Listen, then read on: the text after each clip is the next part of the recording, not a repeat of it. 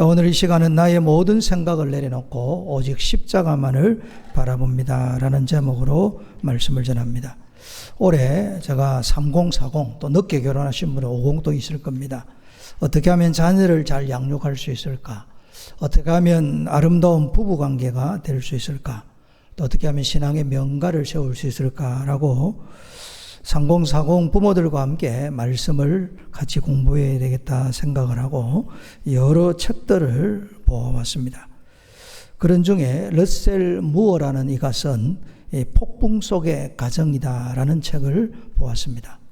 참으로 책은 아주 좋은 책이었습니다. 그런데 그 중에 어떤 이야기들은 어떤 사람의 이야기가 나오는데 참으로 이해하기가 어렵고 받아들이기 어려운 이야기가 있었습니다. 사람의 생각이라는 것은 참 사람을 무너지게도 하고 사람의 생각이라는 것은 사람을 아름답게 세울 수도 있다라는 것을 생각하게 된 것입니다. 그래서 오늘은 생각에 대해서 말씀을 드리려고 합니다. 나의 생각이 어떠한지를 한번 돌이켜보고 또 어떤 생각을 해야 되는지를 생각해보고 생각이 우리의 삶에 어떠한 영향을 끼치는지 한번 좀 깊이 생각해보는 시간이 되어야 되겠습니다. 제일 첫 번째는 생각이 구원에만 머물러 있는 성도들이 있습니다. 구원적 믿음으로만 살아가는 이들이 들어 있습니다. 저나 여러분이나 이 땅에 어머니의 뱃속에 있다가 태어났습니다. 그래서 생일이라는 게 있습니다. 그런데 놀라운 것은 생일을 내가 알 수 없습니다. 우리 어머니 혹은 아버지가 혹은 다른 사람이 너의 생일이 이날이다 라고 했기 때문에 생일이 그날인 줄로 믿고 사는 거예요. 육신의 태어남이 그런 것처럼 거듭나는 것도 동일합니다. 우리가 거듭나서 나는 예수님의 보혈로 죄 씻음을 받았습니다. 나는 구원받았습니다. 하나님의 자녀가 되었습니다. 천국 백성이 되었습니다. 고백은 해도 언제 내가 거듭났는지는 알 수가 없습니다. 거듭남의 비밀은 오직 성령님께서 우리 속에 오셔서 이 구원적 믿음을 주셨기 때문에 예수 그리스도를 주님으로 하나님으로 고백할 뿐입니다. 그래서 이 구원의 감격을 가지고 살아갑니다. 아마 여기 계시는 모든 분들이 그리스도 예수님을 주님으로 믿고 살아가는 줄로 믿습니다. 그러므로 오늘 우리가 이 세상을 떠난다 할지라도 주님의 보혈을 힘입어 죄사함 받았기 때문에 거룩한 천국에 들어가게 될 것입니다. 이게 얼마나 감사한지요. 그래서 이 구원이라는 것은 하나님의 은혜요, 선물이요, 가장 신령한 영적인 축복이 되는 것입니다. 그런데 생각이 구원에만 머물러 있으면 구원받은 거기에서 끝납니다. 사람으로 태어나서 사람으로 존중이 여김받는 것도 대단히 중요한 일이지만 사람답게 사는 것은 훨씬 더 긴 시간 동안 필요한 것입니다. 구원받은 생각이 이제 뛰어넘어서 과정입니다만은 모든 생각이 자기 자신에만 머물러 있는 성도들이 있습니다.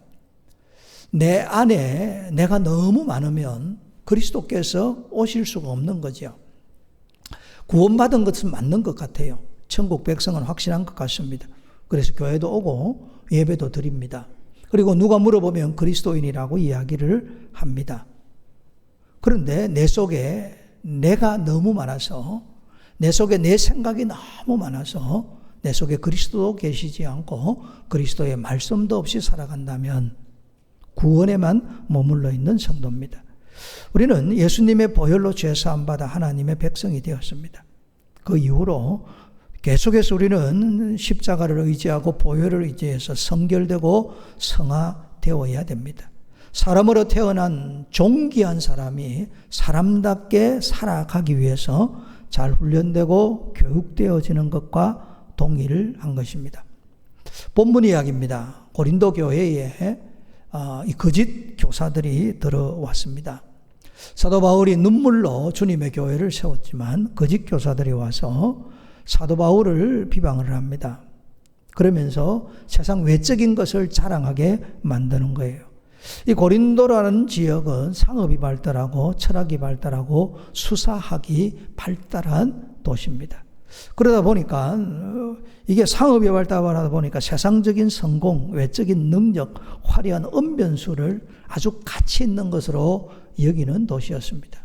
그런 교인들이 이제 배경을 가지고 있다는 이야기입니다. 이 사도 바울께서 주장하는 것은 딱 하나입니다. 오직 십자가, 오직 예수 그리스도입니다. 그런데 이 거짓 교사들이 와서 교인들의 생각을 자꾸 세속화 만들어버리는 겁니다. 외적인 것을 굉장히 자랑하게 만들어요. 그리고 사도 바울이 말을 못하지 않느냐, 수사학이 약하다라고 이야기합니다.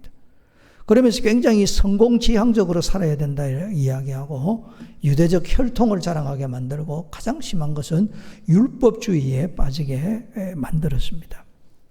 율법주의에 빠지면 십자가가 필요 없고 그리스도를 의지할 필요가 없는 것입니다. 사도 바울은 화려한 세상을 주장하지 않았습니다.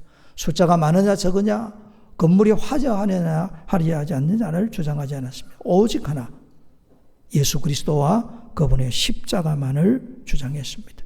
심지어는 비방을 받아도 자신의 약함을 자랑했습니다.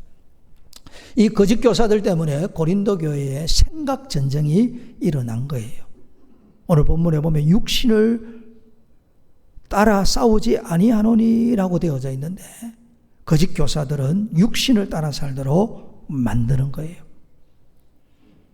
이 육신을 따라 살면서 육신의 만족을 위해 살다 보면 문화 전쟁을 합니다. 어떤 문화가 더 좋은 문화냐, 고급 문화냐, 어디에 사는 것이 훨씬 더 좋으냐 이런 생각을 많이 하게 됩니다. 그리고 경제 전쟁을 합니다. 잘 사느냐 못 사느냐, 주식이냐 부동산이냐 코인이냐, 오늘 같으면 이런 걸로 싸우는 거예요. 이 모든 것이 이제 성공 전쟁입니다. 교회를 다녀도 성공해야 할 말이 있지, 교회를 다녀도 잘 살아야 할 말이 있지라고 이야기하는 것은 성공 전쟁입니다. 또 안타까운 것은 당시에는 로마 제국이니까 거기에도 정치 전쟁이 있었습니다. 로마 제국을 어떻게 우리가 다루어야 될 것인가, 황제를 어떻게 대해야 될 것인가, 이런 걸로 치열하게 아마 싸웠을 것입니다. 이런 것들이 크게 보면 이념 전쟁이고 애국 전쟁입니다. 다르게 표현하면 비교 전쟁이 되는 것입니다. 사도 바울이 이런 전쟁 가운데서 그런 이야기합니다. 우리의 싸우는 무기는 육신에 속한 것이 아니요, 이런 문화전쟁, 경제전쟁, 성공전쟁, 인연전쟁이 아니라는 이야기입니다. 사도 바울이 말하는 강력한 무기는 뭐냐면 오직 십자가고 십자가의 복음이다라고 이야기하는 겁니다. 정치전쟁이 아니라 복음을 이야기해야 되고, 이념전쟁이 아니라 그리스도의 말씀을 전해야 되고, 문화전쟁이 아니라 십자가를 붙잡아야 된다라고 말하는 것입니다. 오늘날에도 여전히 우리는 이 생각전쟁 가운데 살아가고 있습니다. 근데 심각한 문제는 뭐냐면 하나님의 말씀보다 내 생각이 앞서면 그때부터 문제가 생기는 겁니다. 주님의 일을 주님의 방법으로 할 수가 없는 거예요. 아브라함과 이삭과 야곱과 요셉의 생애를 살펴보면 그들도 다 우리처럼 실패했습니다. 실패하는 시작점이 어디에 있냐면 생각이 잘못되어서 그래요. 무엇이 잘못됐다고요? 생각이 잘못된 거예요. 무슨 생각입니까? 자기 생각이에요. 자기 속에 자기가 너무 많은 거예요. 그러다 보니까 하나님의 말씀이 들려줘도 말씀대로 순종하지 않는 것입니다. 성경에 보면 여러 인물들을 이야기할 수 있는데 대표적인 한 사람, 요나 선지자에 대해서 말씀을 드리도록 하겠습니다. 요나 선지자는 하나님의 부름을 받았습니다. 하나님의 종, 하나님의 선지자가 된 거예요. 하나님이 그 북이스라엘 사람들이 너무나도 싫어하는 원수 국가인 아수르에 가라라고 말씀합니다. 아수르의 그 수도 니느웨에 가서 회개의 복음을 전하라라고 합니다. 요나가 하나님의 말씀을 들었습니다. 그런데 자기 생각이 너무 강했어요. 이 니느웨와 정반대되는 다시스로 가는 배를 뱃삭을 주고 탔습니다. 도망을 가고 하나님은 추격을 해 갑니다. 요나가 타고 가고 있는 그 바다에 여호와 하나님께서 큰 바람을 바다 위에 불었습니다. 배가 거의 깨어지기 직전까지 가게 되었습니다. 그러자 이 사공들, 선원들이 각자의 신의 이름을 부르면서 살려달라고 부르짖고 있었습니다. 그래도 해결되지 않으니까 살기 위해서 배에 실었던 온갖 물건들, 사람들이 타고 물건들을 실어서 무역도 하고 재산상에 뭔가 이익도 봐야 되는데 모든 물건들을 바다에 다 던져버렸습니다. 배를 가볍게 해야 되니까요. 재산보다 소중한 것이 목숨이니까요. 요나가 이것을 보고 있었어요. 바다가, 잔잔한 바다가 풍랑이 일고 살려달라고 아우성치고 부르짖고 배는 깨어지려고 그러고 물건을 던지는 것을 다 보았습니다. 요나는 이것을 알고도 배 밑창으로 내려갑니다. 그리고 거기에서 대자로 뻗어서 잠을 청하고 잠을 잤습니다. 그런 중에도 계속 이 풍랑 때문에 배는 파산 직전, 깨어지기 직전입니다. 선장이 와서 깨웠습니다. 당신이 누구인지는 모르겠지만 당신의 신의 이름을 부르며 살려달라고 부르짖으라 하는 거예요. 해결되지 않았습니다. 선장과 선원들, 배 탄 사람들이 다 모였습니다. 잔잔한 이 바다가 갑자기 풍랑이 불어온 이 재앙의 원인이 누구에게 있는지 우리 제비 뽑자라고 했습니다.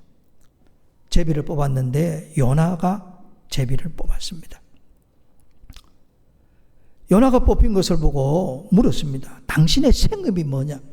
당신은 어디서 왔느냐? 너의 나라는 어디며 너는 어느 민족 사람이냐? 라고 물었어요. 요나는 하나님의 종이고 선지자입니다.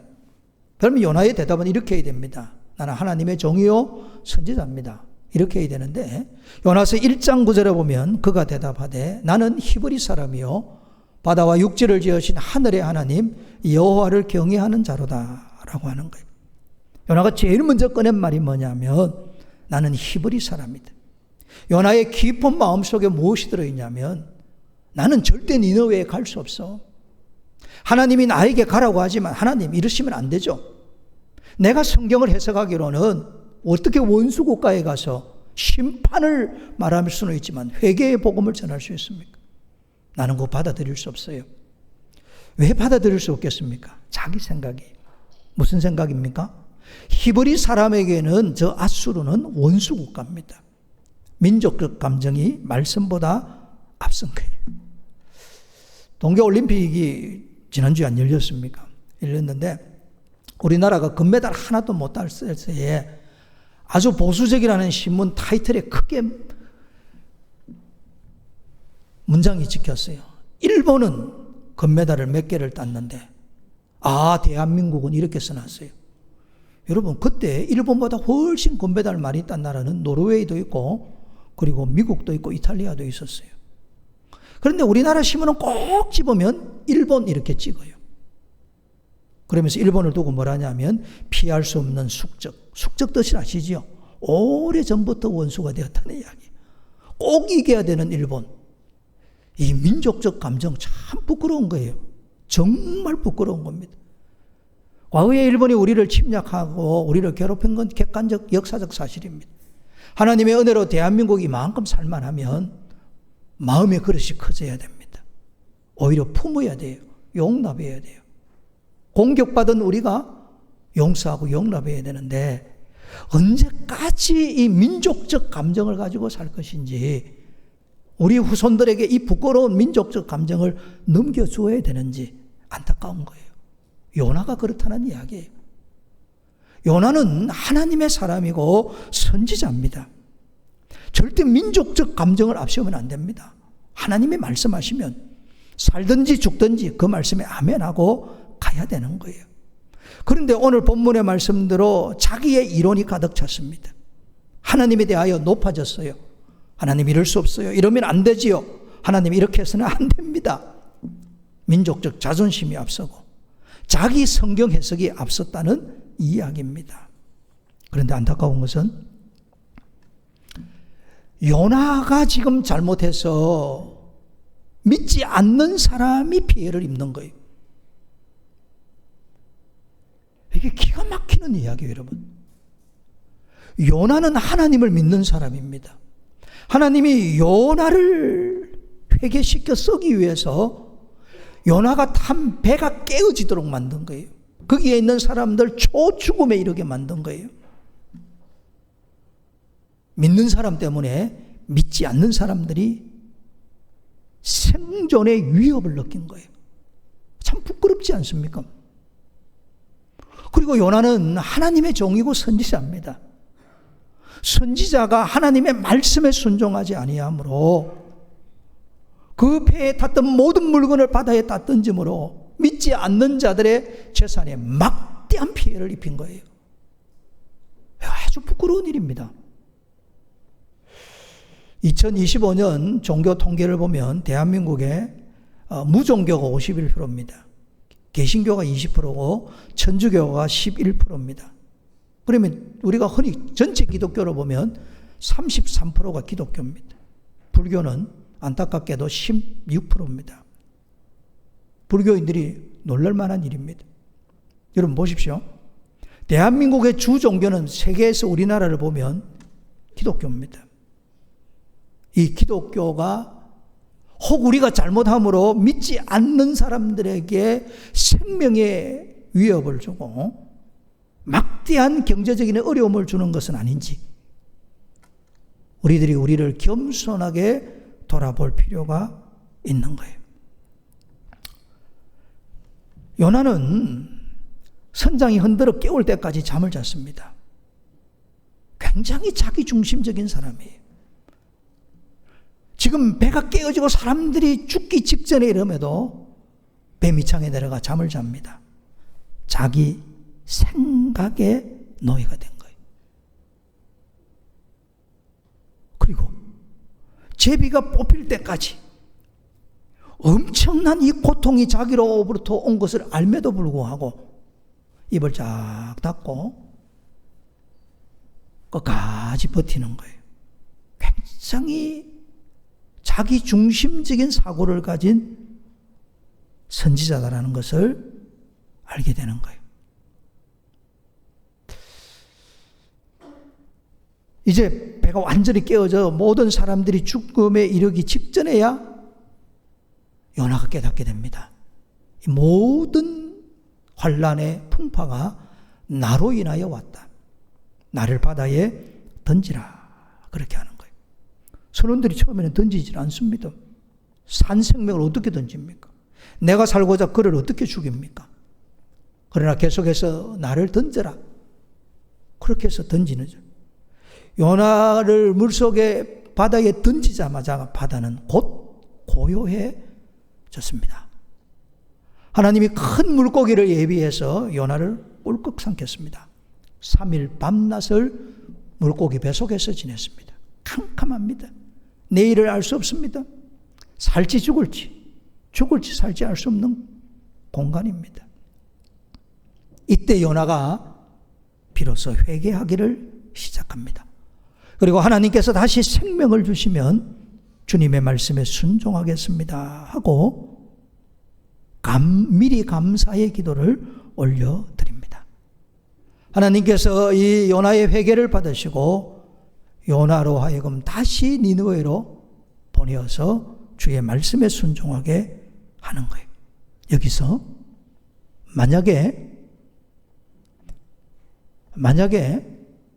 여러분 만약에 요나가 물고기 뱃속에 있었음에도 불구하고 하나님이 이건 아니지요. 이럴 수는 없어요. 원수 국가에 갈 수 없습니다. 회개의 복음을 전할 수 없습니다. 내가 신학적으로 해석한 것이 많고 내가 생각하는 것이 옳습니다라고 끝까지 버티고 회개하지 않았더라면 요나는 어떻게 됐을까요? 끝까지 자기 생각에 몰입되어서 살았다면 요나는 어떻게 되었을까? 깊이 생각해 볼 문제입니다.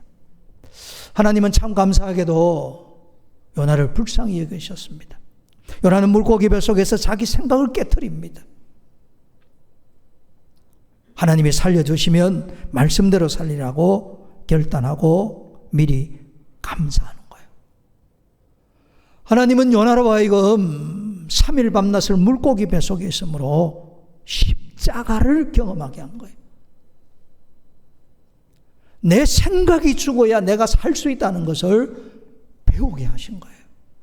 내 모든 생각을 그리스도에게 복종시켜야만 그리스도를 위한 삶을, 새 삶을 살 수 있다는 것을 십자가를 통하여 경험하게 하신 거예요. 우리가 자녀를 키우다 보면 이런 유사한 걸 경험합니다. 아이들이 부모 말씀을 잘 들으면 얼마나 감사합니까? 그래서 아이들이 자라면 부모가 함께 기뻐하면서 아이들을 사랑해요. 근데 애들이 꼭 부모 말 안 듣는 경우가 있어요. 그때는 혼을 냅니다. 아주 강한 훈육을 합니다. 애가 눈물을 흘리죠. 그때 어머니 아버지도 함께 슬퍼해요. 함께 슬퍼하면서 아이가 못했으므로, 잘못했으므로 눈물을 흘림에도 불구하고 애를 내버려 주지 아니하고 여전히 그 아이를 사랑하시는 거예요. 우리 하나님이 그런 거예요. 요나가 불순종함에도 불구하고 끝까지 요나를 따라가서 요나로 하여금 회개하게 하시고 요나로 하여금 십자가를 경험하게 하시고 오직 주의 말씀에 순종하게 하셔서 요나를 사랑하시는 거예요. 아울러 여러분, 요나라는 한 사람이 죄를 지었는데 거기에 있는 공동체 전체가 초죽음에 이른 거예요. 오늘 우리 가정에서 아버지가 영적인 잠을 자면 가정의 배는 흔들리게 됩니다. 아버지 한 사람이 잔 것 같은데 아내와 자녀들에게는 풍파를 줄 수 있다는 이야기고, 어머니가 낙심해서 원망하며 불평하면 아이들의 영혼의 방향을 흔들릴 수 있다는 것을 가르쳐줍니다. 그리고 여러분, 여기 우리 중고등학생 청년들, 여러분의 생각이 잘못되어서 여러분의 생각대로 잘못되게 살면 여러분의 부모님들이 가슴을 치며 통곡하며 눈물 흘린다는 것도 기억해야 됩니다. 한 사람이 죄를 짓는 것 같아도 공동체 전체가 괴로움을 당하는 거예요.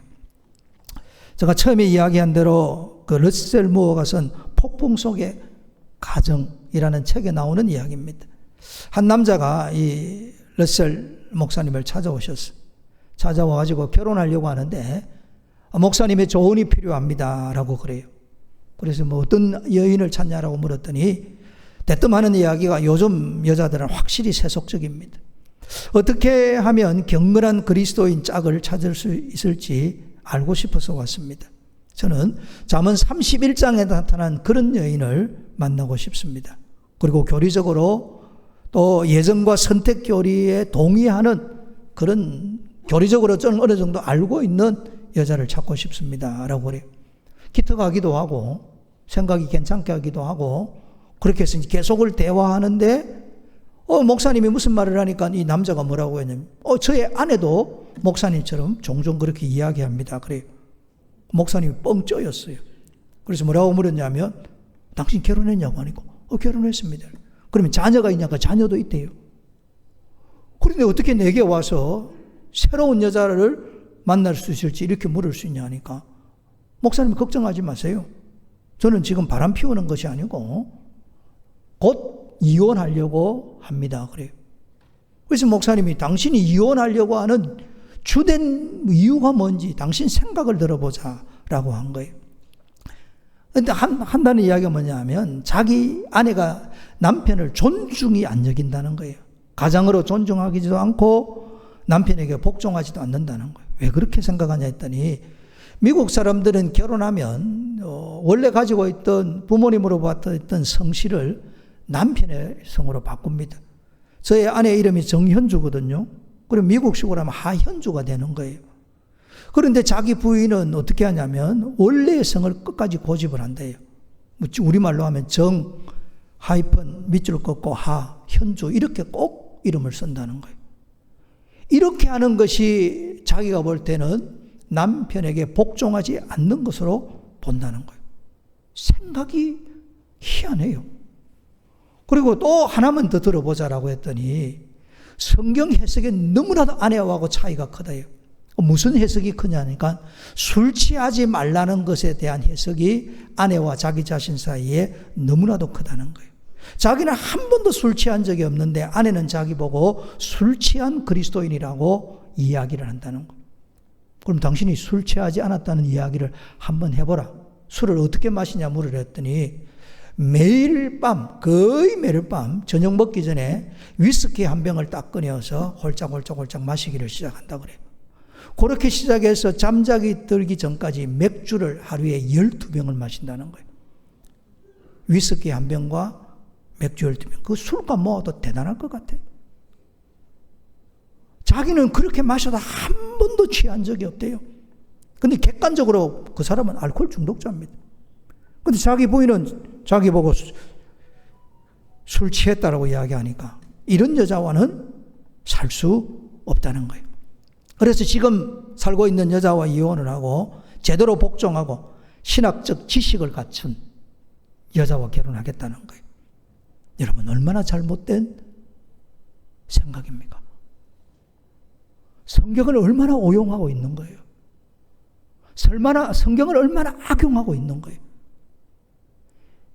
이것이 예수님 잘 믿는 나는 사람에게서 나타나는 안타까움이에요. 미국이라는 큰 나라에 가면 복음주의 벨트라고 있습니다. 예수님 잘 믿는 지역이 있어요. 미국의 남부 지역이에요. 좀 더 넓게 하면 동부 지역도 포함됩니다. 이 복음주의 벨트에 가면 복음주의 신앙이 강하고 교회 출석률이 상당히 높습니다. 그리고 사회적으로 정치적으로 기독교 가치관의 영향력이 굉장히 큰 지역이에요. 그런데 여러분, 놀라지 마십시오. 이곳에 이혼율이 높아요. 이혼율이 왜 높냐면 이 지역에 컨트리송을 많이 부르는데 이 컨트리송하고 가스펠송하고 뿌리가 같아요. 굉장히 감미로운 리듬이 많습니다. 컨트리송을 계속 들으면 굉장히 남자와 여자를 이상화해요. 결혼을 굉장히 낭만적으로 설명을 해요.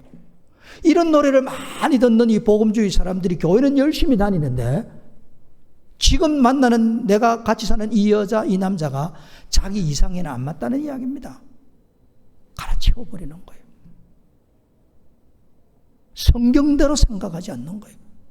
교회는 출석을 하는데 그리스도에게 복종하지 않는 거예요. 구원적 믿음은 가진 것 같아요. 구원받을 수 있는 것 같아요. 그런데 삶이 성경적이지 않는 것입니다. 결혼이라는 것은 이상적으로 살 수 없습니다. 결혼할 때 반드시 하는 게 있습니다. 서약. 뭐 한다고요? 서약. 약속을 해요. 건강할 때나 아플 때나, 행복할 때나 불행할 때나, 성공할 때나 실패할 때나 함께 살기로 서약, 약속을 지키는 거예요. 하나님 앞에서, 교인들 앞에서, 부모님 앞에서, 여러 축하하는 축하객 앞에서 내 생명이 끝나는 날까지 당신과 살겠다는 서약이지 이상과 환상이 아닌 거예요. 물론 성경은 배우자가 불륜을 저지르서 이혼할 수 있다고 해요. 이혼도 할 수 있고 용서도 할 수 있는 거예요. 중요한 것은 성경을 악용해서 세속의 잘못된 사상에, 생각에 빠져서 말씀대로 살지 않는 것이 문제가 되는 거예요. 다시 이야기로 돌아옵니다. 러셀 무의 목사님에게 와서 새로운 여자와 결혼하겠다는 이 남자는 어떻게 됐을까요? 자기의 인간적인 욕심 따라서 이혼을 하면 같이 살던 그 아내는 받은 상처는 어디 갑니까? 더더욱 그 자녀들이 도대체 결혼을 어떻게 생각을 하겠습니까? 내 생각이 나를 무너지게 할 뿐만 아니라 내 생각이 다른 사람을 아프게 하는 거예요. 모든 풍파가 어디서부터 왔습니까? 생각으로부터 왔어요. 배가 깨어지기 직전까지 생명을 잃을 뻔하고 모든 재산에 엄청난 손실을 본 것이 어디에서 시작되었습니까? 생각으로부터 온 거예요. 내 속에 내가 너무 많으면 그리스도께서 우리 속에 계실 수가 없어요. 내 속에 내 생각이 너무 많으면 말씀대로 살지 않는 것입니다. 하나님께서 요나를 물고기 뱃속에 깊이 들어가게 하신 목적이 뭐겠습니까? 십자가 외에는 소망이 없도록 가르치는 거예요. 우리는 문화전쟁, 경제전쟁, 성공전쟁, 우리는 이념전쟁, 정체전쟁, 온갖 전쟁 가운데서 아직까지 가진 것이 있습니다. 오직 십자가가 아니라 마치 십자가가 없어도 살만할 것처럼 잘못된 생각을 가지고 있는 거예요. 진짜 하나님의 사랑을 받는 사람이 누굴까라고 생각해 보면 십자가만을 생각하는 것. 십자가만은 유일한 소망이라고 생각할 때까지 모든 것을 때로 다 잃어버리는 것. 이것이 참 깊이 있는 은혜가 아닐까 생각해 보는 겁니다. 여러분, 가룟 유다가 예수님을 3년 이상 따라다녔습니다. 얼마나 많은 말씀을 들었겠습니까? 얼마나 많은 감동을 받았겠어요? 얼마나 놀라운 기적을 경험했습니까? 그런데 마지막에는 그의 생각이 잘못되는 거예요. 내 생각에는 예수님이 십자가를 지면 안 되는 거예요. 내 생각에는 정치 권력을 얻어야 되는 거예요. 내 생각에는 세상 권력을 가져야 되는 거예요. 내가 성경을 보기에는, 내가 해석하기로는 예수님이 틀린 거예요. 그래서 은 30개를 받고 예수님을 팔아버렸습니다.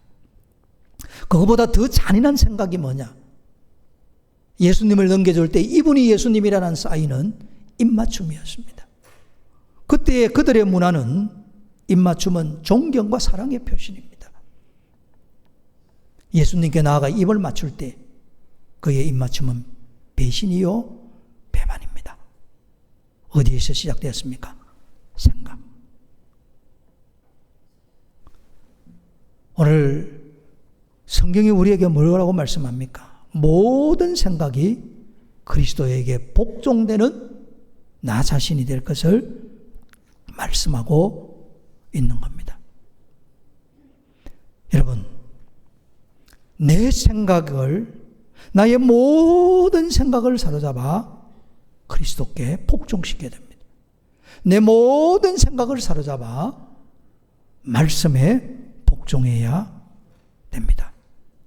누가 우리에게 물으면 당신은 누구입니까? 물으면 우리는 그리스도인입니다. 그리스도로 살고 그리스도를 위해서 살고 그리스도 중심으로 삽니다라고 고백해야 되는 것입니다. 예수님이 이 모습을 보여주셨어요. 겟세마네 동산에서 예수님이 십자가 앞에서 기도하실 때 나의 뜻대로 마시고, 다르게 보면 내 생각대로 마시고 하늘 아버지의 뜻대로, 하늘 아버지의 생각대로 이루어지기를 이마에 땀방울이 핏방울이 될 때까지 기도하셨습니다. 우리의 생각이 이러해야 됩니다. 말씀을 맺으면서 우리 한번 깊이 생각해 보십시다. 여러분, 우리는 이 신앙의 자유가 있는 대한민국에서 살아갑니다. 자, 지금 우리가 누리고 있는 이 은혜와 축복, 마땅히 받아야 될 자격이 있다고 생각하십니까? 여러분, 내가 지금 누리고 있는 이 은혜와 축복, 이건 내가 마땅히 받아야 되고 누려야 된다고 생각을 하십니까? 그렇다고 한다면 십자가는 필요 없는 거예요. 우리는 내 의를 자랑하고 내 공로를 자랑하고 나의 나됨을 드러내는 것입니다. 의인은 한 사람도 없습니다. 우리의 공로나 우리의 자격이 있어서 우리가 구원받은 것은 아닙니다. 오직 하나님의 은혜, 하나님의 사랑으로 구원받았습니다. 예수 그리스도의 십자가로 구원받은 거예요. 그러므로 오늘 우리는 모든 생각을 다 내려놓고 오직 그리스도를 붙잡아야 되고 오직 십자가만을 바라보아야 됩니다. 그때에 진실로 우리의 마음에 평화가 임하게 될 것입니다. 시와 찬미와 신령한 노래로 주님 앞에 감사함으로 찬양하게 될 것이고, 어떤 일을 만나든지 정말 그리스도의 이름으로 하늘의 하나님께 감사하며 살 것입니다. 갈라디아서 2장 20절 말씀입니다. 같이 읽고 말씀을 맺도록 하겠습니다. 내가 그리스도와 함께 십자가에 못 박혔나니 그런즉 이제 내가 사는 것이 아니요 오직 내 안에 그리스도께서 사시는 것이라. 이제 내가 육체 가운데 사는 것은 나를 사랑하사 나를 위하여 자기 자신을 버리신 하나님의 아들을 믿는 믿음 안에서 사는 것이라. 이 말씀대로 살아가게 되시기를 축복합니다.